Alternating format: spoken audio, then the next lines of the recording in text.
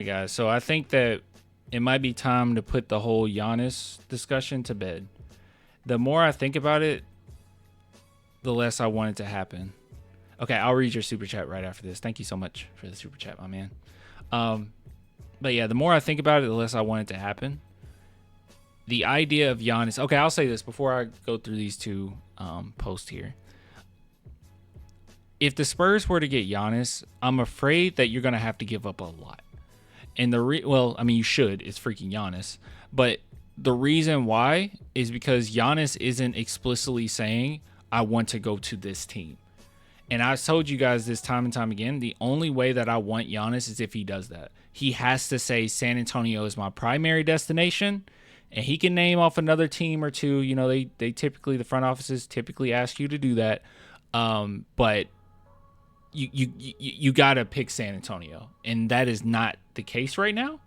And if that's not the case, I'm not going to go out of my way. The Spurs can literally sit back. We're not desperate at all. That's the beauty of the position that our boy Brian Wright has put us in. We're not desperate. We don't have to do anything. We already set up our future perfectly. Even Fox just kind of fell into our laps. I don't think the Spurs went out of their way to get him. It got to be one of those you need us more than we need you situations, right? And the Spurs will make that happen. Now, don't get me wrong. You shouldn't just sit back on your draft picks the entire time, right? When the Spurs are really competing and we're in the trenches and we're making playoff runs and you need to add a talent, you go do it. You go do it. You try to win championship. You don't just wait that out, right? But a lot of players are going to want to come to the San Antonio Spurs, especially when they're winning and Wemby's on the team. You have all this talent and they're excited. They want a ring chase, right? It happened with our championship runs before. It'll happen again, all right? And especially someone like Wemby, who's way more popular than any player that we've had on our team prior. So with that being said, I don't necessarily think it's a good idea. Actually, I know it's a bad idea if the Spurs were to get rid of all of their picks, multitude of players, bring Giannis to the team, have not enough depth to really compete, but just be good enough for, to get ESPN and TNT spots on television. Like, I just don't think that is enough. But here's a few things that I noticed or that I came across. So this is just some random Eastern Conference executive. And he had something to say about Giannis on the Spurs. He said if the Spurs pair Giannis and Wemby, they'd be favored to win the title next year. They have two guys who might be top 5 players in the league on the same team. Plus, they fit. They'd have a dominant defense. No one could score against inside. And they'd be able to play 5 out in a more devastating way than the Bucks ever did. So one thing that he's leaving out, like I said, you're going to get rid of quite a bit of depth if you definitely have to go after Giannis. But I think one thing that people are missing, and this might be crazy. I don't think it's crazy. This might not be popular to say. I'll be real with you guys. People that say this, or anyone that thinks that the Spurs are championship favorites next year after getting Giannis, I think that they're pushing Wemby a little further in his career than he actually is. Don't get me wrong. He's making leaps, but he still has to build that strength. He still has to build more of a go-to move. There's things that he has to work on. I don't think he'll be ready for a championship next year.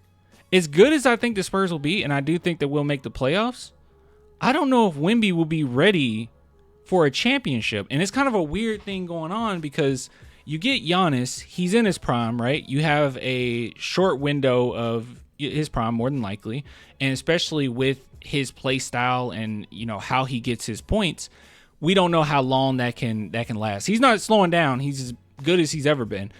But years down the line, we don't really know. But by the time that Wemby is in his prime or going into his prime to really create some chaos, Giannis won't be Giannis. And I'm just wondering at that point, if we have to give up so many picks, what does that look like for us, right? Like, we're not going to be a mediocre team. I'm afraid that if you don't play your cards right, you get Giannis and you're a good team and you're a fun team, and maybe you can get a ring out of it, but it's just going to kind of dwindle off. And I'm really hoping that they don't do that. and we just keep building this team, make it as strong as humanly possible, and just build around Wemby that way. You don't have to create a superstar. Even if you look around the league and with the new contracts and everything, CBA agreement, you can kind of see around the league how it looks, right? That like a lot of teams are kind of opting towards more depth rather than just super teams. Super teams don't work. The NBA is trying to get rid of that, right? But that's how I feel. I feel like Giannis has to say, I want to go to San Antonio for this to work. And that would make all the difference in the world, and then we'll have more leverage. But with that being said, does it even matter? So here's a report. Scoop B, it's kind of hit or miss, at least from past things, but it says 2 teams that have emerged as destinations of interest for the 2-time MVP are the Toronto Raptors and the Brooklyn Nets. So it says Giannis prefers to stay in the Eastern Conference. If that's true, then there's really no reason for the Spurs to do anything. And we already got the report that the Spurs are going to pick their number 2 pick, so that's off the table.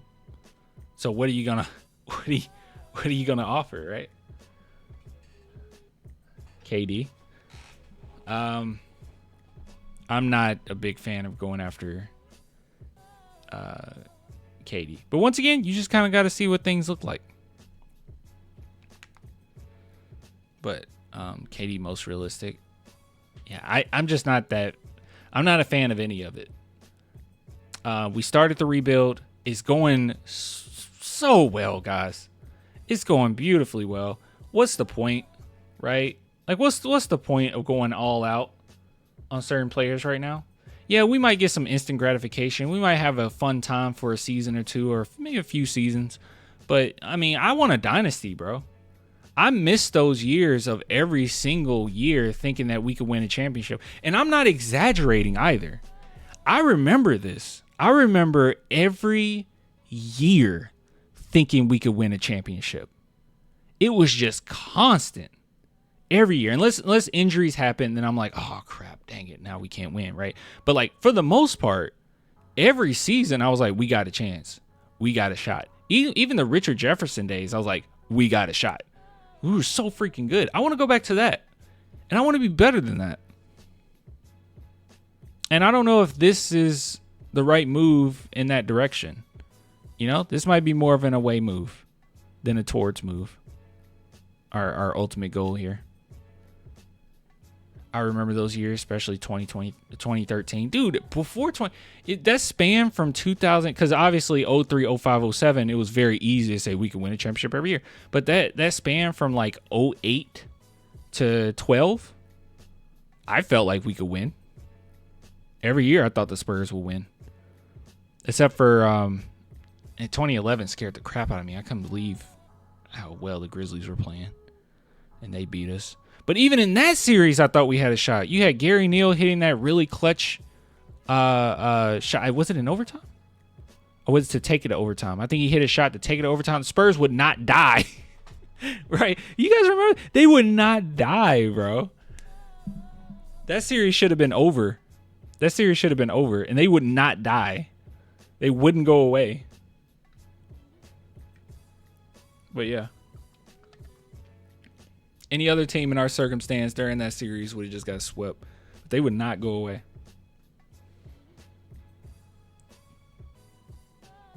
But yeah. That Grizz team was a buzzsaw. Bro, it was so ridiculous. Randolph was so good, bro.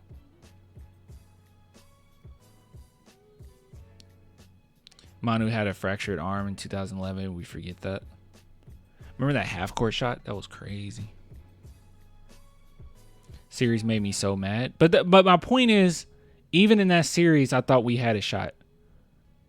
Right? It's not like how it is right now, where we're just like, yeah, there's no shot for us to win a championship. It was like every year it was like that. So, anyways, I'm too much nostalgia. All I want to say is, all this Giannis talk, it looks like it's amounting to a whole lot of nothing. That he's not coming to San Antonio. We'll see what happens, but nothing's pointing towards him saying he wants to come to San Antonio. And if that's not the point, if that's not going to happen, the Spurs shouldn't even worry about it. Keep doing what you're doing. Giannis talks are over. It's kind of over, yeah. It's kind of over. That's how I'm feeling. Hold on, am I getting a live message? Oh, Chase from the chat messaged me. He said KD should be a Spur. Watch for KD. All right, Chase. All right, 3-team trade. Okay, if multiple teams are involved, then we could probably make something happen. But the Spurs are not going to give up their future for an aging star.